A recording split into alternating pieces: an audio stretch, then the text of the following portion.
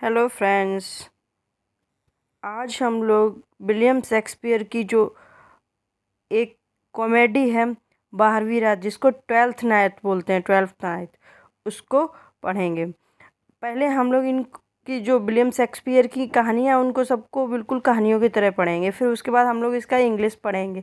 तो इससे क्या होगा कि बिल्कुल जो लोग मतलब हिंदी उससे आए हैं, जिनको थोड़ा इंग्लिश समझने में दिक्कत होती है, तो उनको बिल्कुल जो कहानियों की तरह रट जाएगा। फिर उसमें जो भी कैरेक्टर या जो भी कहानी याद आएगी ना, तो उसे जब एग्ज़ाम टाइम जो होता है ना, तो उसे तुरंत याद आ जाती है। इसलिए पहले हम इनको कहानियों की तरह पढ़ेंगे और फिर उसके बाद एक एक करके पूरा इंग्लिश में लेंगे। जिससे, क्योंकि देखिए हिंदी में पढ़ने से सिर्फ काम चलने वाला नहीं है, क्योंकि वहाँ पे तो इंग्लिश में पूछा जाता है, कोटेशन आता है, वो सब। ये सिर्फ एक ड्राफ्ट मतलब एक रफली तरीका है कि हमें ये पता चल जाए कि इस कहानी में या इस ड्रामा में या क्या है विलियम शेक्सपियर की। बस इसीलिए इन कहानियों का वीडियो का यही मतलब है सिर्फ। चलिए आइए देखते हैं, टाइम वेस्ट ना करते हुए विलियम शेक्सपियर की जो 12वीं रात है उसको देखते हैं, कहानी को। इल्यूसियम नगर में एक स्त्री ने जुड़वा बच्चों को जन्म दिया। रंग रूप, शकल, सूरत एवं कद काठी में दोनों समान थे। बस इतनी ही अंतर था कि उनमें एक लड़का था और दूसरी लड़की। माँ ने बेटे के नाम सेबेस्टियन रखा और बेटी का नाम वोयला रखा। जैसे दोनों बच्चे बड़े होने लगे, वैसे वैसे एक विशेष बात स्पष्ट होने लगी। प्रकृति ने दोनों बच्चों की किस्मत में भी एक जैसी लिखी थी। कुदरत के ऐसे करिश्मे को देखकर सभी अचंभित थे। धीरे धीरे समय बीतता गया और दोनों बच्चे युवा हो गए। फिर एक दिन ऐसा भी आया जब वे दोनों जलयान पर सवार होकर विदेश यात्रा के लिए चल पड़े। लेकिन अभी वे नगर से कुछ ही दूर गए थे, समुद्र में भयंकर तूफान आ गया। लहरों के प्रचंड प्रहार से जहाज डगमगाने लगा। नाविकों ने उसे सुरक्षित निकाल ले जाने की बहुत कोशिश की, परंतु सब व्यर्थ गया। कुछ ही पलों में वो जहाज एक विशाल चट्टान से टकराकर टुकड़े टुकड़े हो गए। इस दुर्घटना में कई यात्री समुद्र की लहरों में समाकर काल के ग्रास गए। अनेक लोग तैरते हुए इधर उधर बह गए, परंतु विधाता ने भाई बहन दोनों का जीवन सुनहरी कलम से लिखा था। उनका जीवन अभी शेष था। वे इस दुर्घटना से सुरक्षित बच गए, लेकिन एक दूसरे से बिछड़ गए। पानी में डूबता तैरता सेबेस्टियन लकड़ी के एक तख्ते तक जा पहुंचा। हुआ तख्ता उसके जीवित रहने का एकमात्र साधन था, अतः उसने उसे बड़ी मजबूती से पकड़ लिया। लहरों के थपेड़े खाता हुआ वह तख्ता पानी पर तैरने लगा। स्वयं को सुरक्षित पाकर उसे अपनी बहन वोयला की याद आई। उसने बेचैन होकर इधर उधर देखा। तभी उसे एक नाव दिखाई दी जिस पर कुछ मल्लाह सवार थे। वे एक लड़की को जल से नाव पर खींच रहे थे। वह लड़की वोयला ही थी। उसने आवाज़ लगाने की बहुत कोशिश की, लेकिन नाव के दूर होने तथा लहरों के शोर के कारण उसकी आवाज़ दबकर रह गई। फिर भी उसे बहुत संतोष था, उसकी बहन सुरक्षित बच गई थी। यदि जीवन रहा तो अब उससे पुनः मिलेगा, यह सोचकर उसके मन में कई नई शक्तियों का संचार हुआ और तख्ते को किनारे की ओर खेने लगा। इधर वोयला ने भी भाई को सुरक्षित देख लिया था। उसके मन में भी भाई से पुनः मिलने की आशा जाग उठी थी। इसी प्रकार तूफान ने दोनों भाई बहन को एक दूसरे से अलग कर दिया। बचे हुए यात्री को लेकर नाव किनारे पहुंची और सभी ईश्वर का धन्यवाद करते हुए एक एक करके उतरने लगे। लेकिन वोयला जहाज के कप्तान के पास गई और धीरे से बोली, श्रीमान, मेरे भाई मेरी जिंदगी का एकमात्र सहारा था, परंतु तूफान ने उससे मुझसे छीन लिया। न जाने वह कहाँ और किस हाल में होगा। मैं भगवान से सिर्फ इतनी प्रार्थना करती हूँ कि वह जहाँ भी रहे खुश रहे और स्वस्थ रहे। मुझे पूरी उम्मीद है कि एक न एक दिन मैं उसे ज़रूर मिलूंगी, परंतु वह दिन कब आएगा मैं इसके बारे में कुछ नहीं जानती। कप्तान साहब, क्या आप बता सकते हैं कि मुसीबत की इस घड़ी में मैं कहाँ जाऊँ और किसके पास रहूँ? कप्तान दोनों भाई बहनों को पहले दिन से ही पिता की तरह चाहने लगा था। उसने वोयला के सिर पर हाथ फेरा और प्रेम भरे स्वर में बोला, बेटी, मैं जहाज का कप्तान हूँ। मेरा कोई ठिकाना नहीं है। आज मैं यहाँ तो कल वहाँ। मेरी सारी जिंदगी इसी प्रकार सफर में निकल गई, इसीलिए चाहकर भी मैं तुम्हारे पास नहीं रह सकता। लेकिन तुम पास के पास द्वीप है, वहाँ पर चली जाओ। वहाँ और शीनो नामक एक बड़ा ही धर्मात्मा और दयालु राजकुमार रहता। वह युवा है, फिर भी उसने भी विवाह नहीं किया। क्या मैं जान सकती हूँ कि उसने विवाह क्यों नहीं किया? वोयला ने उससे पूछा। किससे? कप्तान से। वह राजकुमार ओलिविया नामक एक युवती से प्रेम करता। वह भी उससे बहुत प्रेम करती थी। ओलिविया का एक छोटा भाई था। वह उसे अपने प्राणों से अधिक प्रेम करती थी, लेकिन 6 महीने पूर्व उसका भाई रोगी होकर काल का ग्रास बन गया। भाई की मृत्यु ने उसके मन पर ऐसा गहरा आघात किया कि उसने स्वयं को एक कमरे में बंद कर लिया। तभी से वह सभी सुख त्याग कर उस कमरे में बंद रहती है। वह कभी भी अपने पिता से भाई की याद को निकालना नहीं चाहती। यही कारण है कि वह ना तो किसी से मिलती जुलती और ना ही स्वयं किसी पर पुरुष की छाया पड़ने देती है। इसी के चलते उसने स्वयं को राजकुमार से भी दूर कर लिया। इधर राजकुमार दिन रात उससे के लिए तड़पता रहता। व्योला दुखी स्वर में बोली, न जाने मुझे भी मेरा भाई कब मिलेगा या नहीं।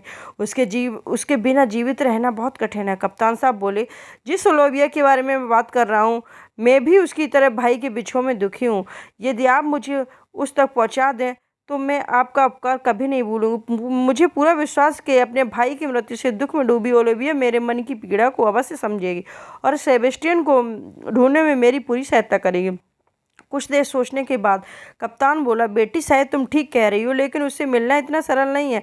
बिना परिचय के वह किसी से नहीं मिलती। उचित यही होगा कि तुम राजकुमार के पास जाओ।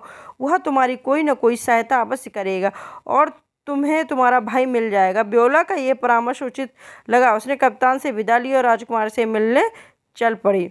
कुछ दिनों की यात्रा के बाद वह द्वीप पर जा पहुंची। उसने एक देहाती युवक का वेश बनाया और राजकुमार के पास नौकरी करने लगी। उसे सिसेरियो के नाम से जानते। जुड़वा होने के कारण वह बिल्कुल अपने भाई जैसी दिखती थी। ऊपर से पुरुष वेश ने उसे पूरी तरह सेबेस्टियन की तरह बना दिया था। चूंकि अब तेज कार में निपुण थी, इसीलिए शीघ्र ही उसने अपने सेवा भाव से राजकुमार का मन जीत लिया। धीरे धीरे वह राजकुमार की इतनी विश्वास पात्र बन गई, वह उसे अपने दिल की सारी बातें बताने लगा। उसने उससे अपने प्रेम संबंधों के बारे में भी विस्तार से बताया और उससे सहायता करने के लिए कहा। किससे? राजकुमार ने बोयला से कहा। परंतु वो तब तक बोयला स्वयं भी राजकुमार से प्रेम करने लगी थी। राजकुमार का सुंदर सलोना और सौम्य चेहरा बार बार उसे आकर्षित करता था। वह मोहित होकर उसकी ओर खिंची चली जाती थी। वह मन ही मन सोच रही थी कि ओलिविया कितनी पत्थर दिल है, जिसने इतनी सुंदर राजकुमार को रोने के लिए छोड़ दिया। उसके मन पर उसकी आहों का कोई असर नहीं होता। यदि राजकुमार मुझे मिल जाए तो मैं उसे पलकों पर बिठा कर रखूँ, उनके चरणों को माथे से लगाऊंगी। एक दिन ओलिविया को याद करते ओशनियो आंसू बहा रहा था। सिसेरियो से ये देखा ना गया। वह उसके पास आया और स्नेह भरे स्वर में बोला, राजकुमार, आप दिन रात ओलिविया का गुणगान करते हुए आंसू बहाते रहते हैं। इसके चलते ना तो आपको खाने पीने की सुध रहती है और ना ही किसी काम में आपका मन लगता है। मुझसे आपकी ये दशा नहीं देखी जाती। आखिरकार यूँ कब तक आप उसे याद करके स्वयं को दुख पहुँचाते रहेंगे? आप उसके नाम की माला जपते रहते, लेकिन क्या उसने कभी आपकी फिक्र की है? मुझे लगता है कि उस पत्थर दिल पर आपकी प्रार्थनाओं का कोई असर नहीं होगा। राजकुमार तड़पते हुए बोला, सिसेरियो, शायद ईश्वर ने स्त्रियों के मन को ही पत्थर बनाया है, इसलिए उनका दुख भरी आहों से भी नहीं पसीजता। एक और पुरुष अपना सब कुछ स्त्री पर न्यौछावर करके स्वयं को ऋणी मानते हुए, वहीं दूसरी ओर पत्थर दिल नारी को उनकी भावना और जज्बातों से कोई सरोकार नहीं होता। राजकुमार से मुंह से स्त्रियों के लिए प्रति कठोर वचन सुनकर सिसेरियो का दिल तड़प उठा। उसने पुरुष का भेष बना रखा था, लेकिन वास्तव में वह थी तो एक नारी। वो राजकुमार को बताना चाहती थी कि हर नारी का दिल पत्थर का नहीं होता। उसके दिल सॉरी में उसके लिए कितनी कोमल और स्नेहयुक्त भावनाएं हैं, लेकिन चाहकर भी वह ये सब बातें उसे नहीं बता सकती। काश वह बेबस ना होती तो अपना दिल निकाल कर दिखा देती वह उसे कितना प्रेम करती है। राजकुमार पुनः बोला, इस दुनिया में स्त्री के प्यार पर भरोसा करना सबसे बड़ी मूर्खता है। उसका विचार चंचल हिरणी की तरह होता, जो कभी भी किसी एक स्थान पर नहीं टिकती। इस बार सिसेरियो अपने आप को नहीं रोक पाया। आखिरकार उसके मन की बात जुबां पर आ गई। वह थरथराते होठों से बोला, राजकुमार, इस प्रकार नारी के प्यार का अपमान न करें। आप नहीं जानते नारी का प्यार कितना महान होता है। यदि मैं स्त्री होता तो मैं बता देता कि नारी का प्यार आसमान से भी ऊंचा और अनंत होता है। उसके सामने संसार के सभी सुख छोटे प्रतीत होते हैं। मुझे इसका बहुत गहरा अनुभव है। राजकुमार आश्चर्य में भरकर बोला, ये क्या कह रहे हो सिसेरियो? क्या तुम अपनी बात का प्रमाण दे सकते हो? उचित समय की प्रतीक्षा करें राजकुमार। एक दिन मैं इस बात को प्रमाण से सिद्ध कर दूंगा। सिसोरियो ने आत्मविश्वास के साथ कहा। सिसोरियो, मेरे लिए ओलिविया ही प्रत्यक्ष प्रमाण है। यह तुम उसके मन में मेरे लिए पुनः प्रेम उत्पन्न कर दो, मैं तुम्हारी बात मान लूंगा। मुझे तुम्हारे अंदर वो शक्ति दिखाई दे रही है जिससे तुम ओलिविया को मोकर मेरे पास ला सकते हो। मित्र, तुम उसके पास मेरे संदेश को लेकर जाओ और उसे मेरी वास्तविकता स्थिति से अवगत कराओ। मुझे पूरा विश्वास है उसका पत्थर दिल अवश्य पिघल जाएगा। यदि तुमने ऐसा कर दिया तो मैं तुम्हारा एहसान जिंदगी भर नहीं भूलूंगा। राजकुमार ने उसके हाथ पकड़कर विनती की। वोयला के मन पर जैसे किसी ने तलवार से वार कर दिया हो। इस आघात ने उसके चेहरे को पीड़ा से भर दिया जिसे वह दिल और जान से प्यार करती है। उसका प्रेम संदेश दूसरी युवती के पास ले जाने की कल्पना तक से उसका दिल टुकड़े टुकड़े हो गया। अपनी प्रेमी को दूसरे के हाथ सौंपने की बात उसे अंदर ही अंदर बुरी तरह कचोटने लगी। कितनी विकट स्थिति उत्पन्न हो गई थी। न चाहते हुए भी वो इस कार्य के लिए उसे ही चुना गया था, परंतु राजकुमार को दिल से चाहती थी। उसके लिए उसकी खुशी ही सबसे अधिक महत्व रखती थी। सच्चा प्यार भी वही होता है जिसमें आप अपने प्यार की अधिक परवाह करते हैं। इसीलिए सीने पे पत्थर रखकर ओलिविया के पास जा पहुंची और पत्थर राजकुमार की व्यथा बताते हुए बोली, राजकुमार, वे आपके बिना पल पल मर रहे हैं। उनकी आंखें हमेशा आंसुओं से भीगी रहती हैं। उन्हें ना तो खाने पीने का होश रहता, ना ही सोने जागने का। वे आपसे बहुत प्यार करते हैं। यदि आप उन्हें नहीं मिली तो ऐसे ही घुट घुट करके अपने प्राण त्याग देंगे। इसीलिए आप उन्हें स्वीकार करके उनकी प्राण की रक्षा करें। इसीलिए मैं आपकी और उनकी भलाई है। ओलिविया के मन में प्यार का सागर उमड़ आया, किंतु यह राजकुमार के लिए नहीं था। सिसोरियो की प्रेम युक्त बातें, कोमल आवाज और सौम्य चेहरे ने उसे मोहित कर दिया। चूंकि सिसोरियो पुरुष वेश में था, इसलिए वो उसे पुरुष समझकर मन ही मन उसे प्रेम करने लगी। उस पर सिसोरियो को जादू ऐसा चला कि भाई के दुख को भी भूल बैठी। उसने सिसोरियो का हाथ पकड़ लिया और प्रेम पूर्वक से चूमने लगी। सिसोरियो ओलिविया के मन की भावों को समझ गया। उसने अपने हाथ को पीछे खींच लिया और उसके मन पर राजकुमार की ओर मोड़ने का प्रयत्न करने लगी। पानी की धारा का मुख तो मुड़ सकता है, किंतु समुद्र का रास्ता मोड़ना असंभव था। ऐसा ही कुछ ओलिविया के साथ हुआ। सिसोरियो उसे जितना राजकुमार के बारे में बताता था, उतना ही वह उसकी ओर आकर्षित हो जाती थी।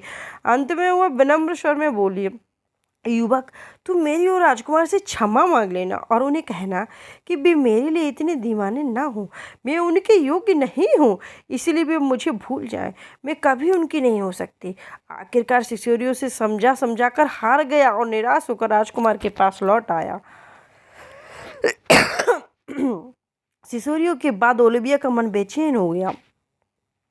ऐसा लगने लगा मानो कोई उसको मन को निकाल ले गया। और बार बार उसकी आंखों के सामने सिसोरियो का चेहरा घूमने लगा। कानों में उसकी मधुर आवाज़ गूंजने लगी। वह उसे पुनः मिलना चाहती थी, लेकिन उसे कोई रास्ता नजर नहीं आया। इसी प्रकार सारी रात कट गई। सुबह कुछ सोचकर उसने कागज कलम उठाए, सिसोरियो के नाम एक पत्र लिखने लगे। प्रिय सिसोरियो, मैं अपने आप में डूबी हुई चुपचाप दिन काट रही थी।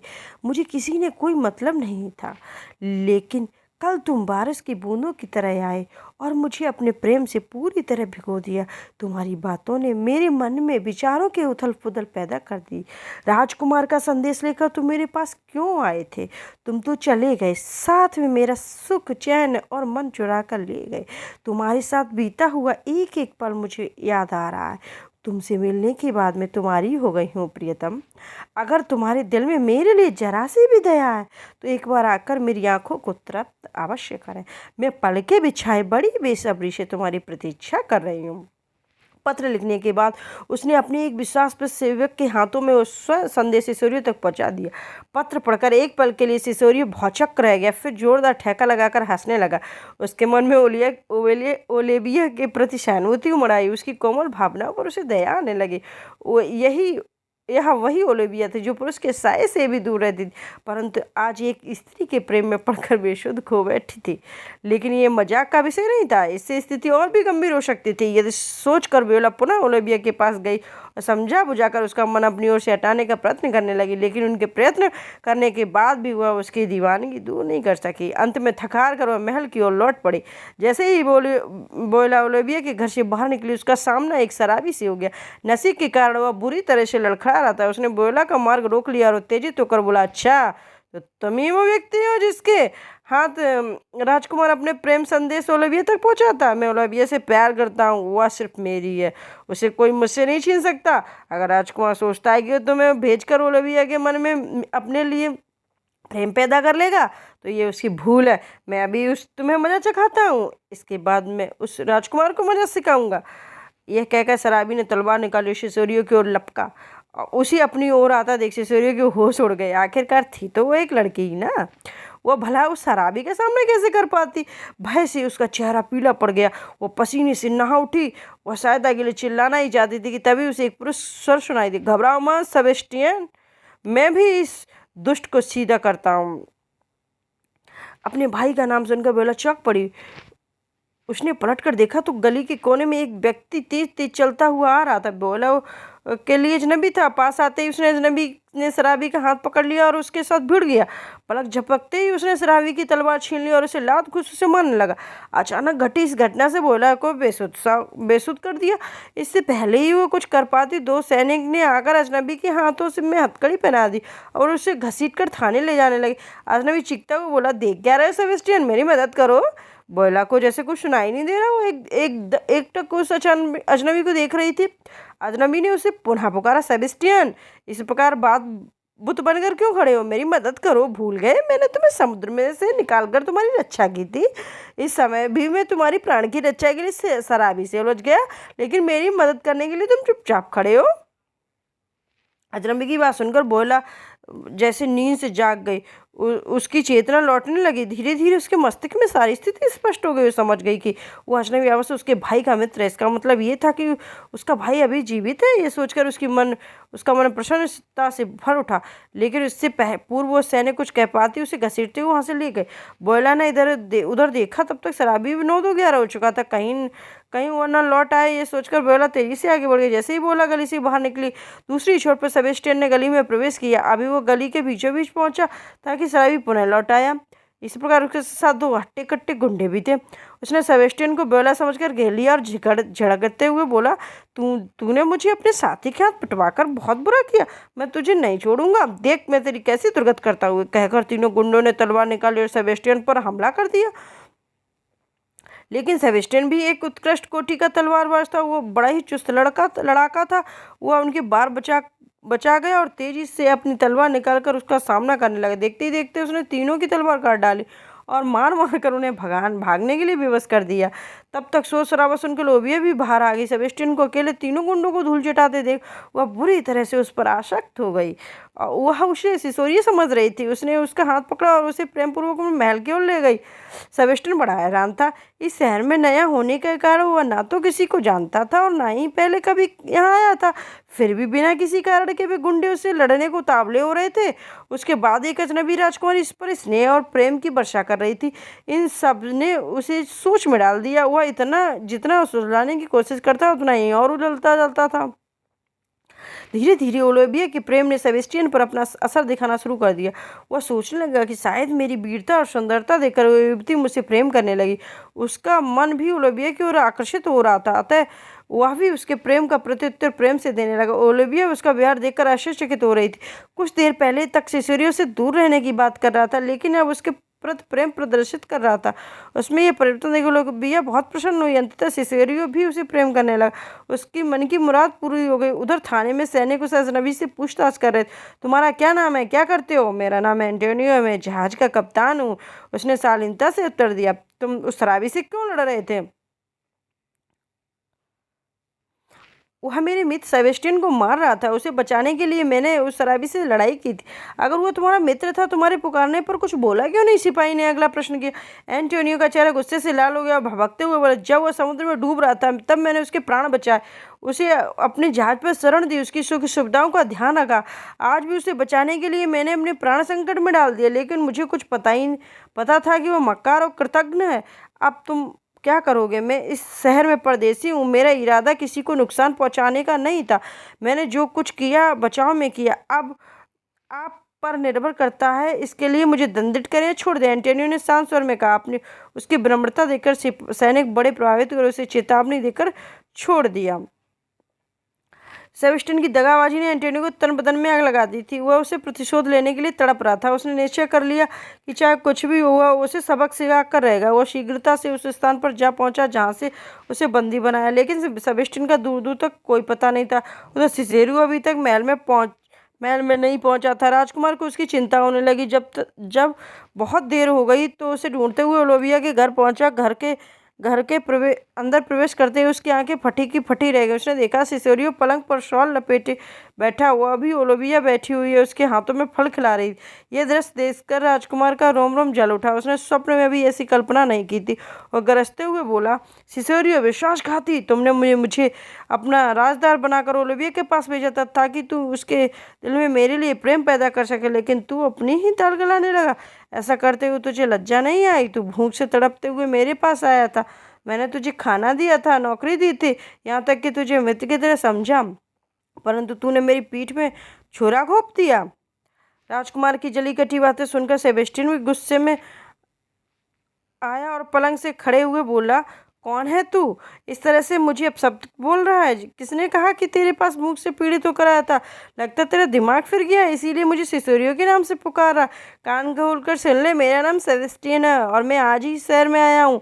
अगर अब तू कुछ गलत बोला तो मैं तेरी जुबान खींच लूंगा। सेबेस्टियन का स्वर इतना ऊंचा था कि बाहर खड़े एंटोनियो ने भी उसे आवाज़ सुन ली। वो शीघ्रता से घर के अंदर आया और सेबेस्टियन से बोला, दुष्ट, मैंने तुझे अपना मित्र समझा और तूने मेरे साथ विश्वासघात किया। मैंने तुझे डूबने से बचाया था, यहाँ भी तुझे बचाने के लिए मैंने प्राण संकट में डाले, लेकिन तू मक्कार और दगाबाज निकला। जैसे धोखेबाज को तुम भूखे कुत्ते के सामने डाल देना चाहिए। यह कहकर उसने सेबेस्टियन को पकड़ लिया और बाहर घसीटने लगा। इस प्रकार में राजकुमार भी उसकी सहायता करने लगा। तभी आशा से दोनों की आंखें खुली खुली रह गई। उन्होंने सेबेस्टियन को छोड़ दिया और दरवाजे की ओर देखने लगे। वहां से वोयला अंदर आ रही थी। वह उस समय भी पुरुष वेश में ही थी। एक समान कद काठी, रूप रंग एवं चेहरे वाले दो व्यक्तियों को देखकर राजकुमार और एंटोनियो बार बार पलक झपकाने लगे। सॉरी। दोनों में बाल भर भी अंतर नहीं था। ओलिविया भी दुविधा में पड़ गई, इसमें उसका प्रेमी कौन है? उनके रहस्य को कोई नहीं जानता था, परंतु सेबेस्टियन और वोयला एक दूसरे को पहचान गए। प्रसन्नता से उसकी आंखें भर आईं और उन्होंने आगे बढ़कर एक दूसरे को गले लगा ली। आसपास खड़े लोग बड़े आश्चर्य से भावुक को मिलन को देख रहे थे। वोयला भाई को जोर जोर से भाई में भरते बोले, आप कहाँ चले गए थे भैया? आपके बिना एक एक पल पहाड़ की तरह काटा। आज आपको जीवित देखकर मेरे सभी दुख और कष्ट समाप्त हो गए हैं। मेरी बहन, तुम्हारे बिना मेरा भी बुरा हाल बहुत था। हर पल मुझे तुम्हारी याद आ रही थी। तुम्हें देखकर फिर से प्राणों का संचार हो गया। सेबेस्टियन ने बहन की आंखों में आंसू पोंछते हुए कहा। अब तक शांत खड़ा राजकुमार सेबेस्टियन के मुख से सिसोरियो के लिए बहन शब्द सुनकर बुरी तरह से चौंक पड़ा। हुआ धीमे से बोला, तो क्या सिसोरियो पुरुष वेश में लड़की है? लेकिन इसने ऐसा क्यों किया? राजकुमार, यह मेरे भाई सेबेस्टियन है।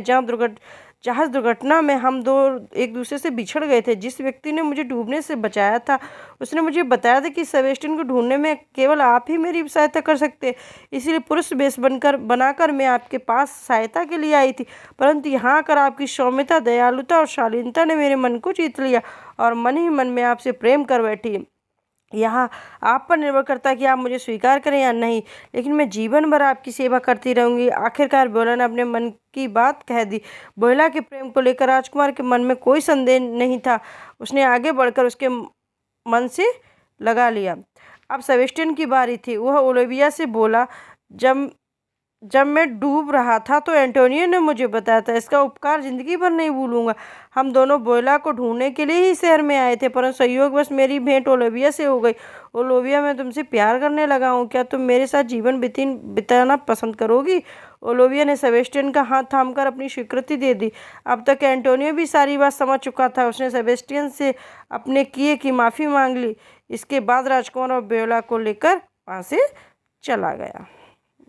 ओके, आज की ये कहानी थी। मिलते हैं नेक्स्ट कहानी के साथ। तब तक के लिए बाय बाय, थैंक यू।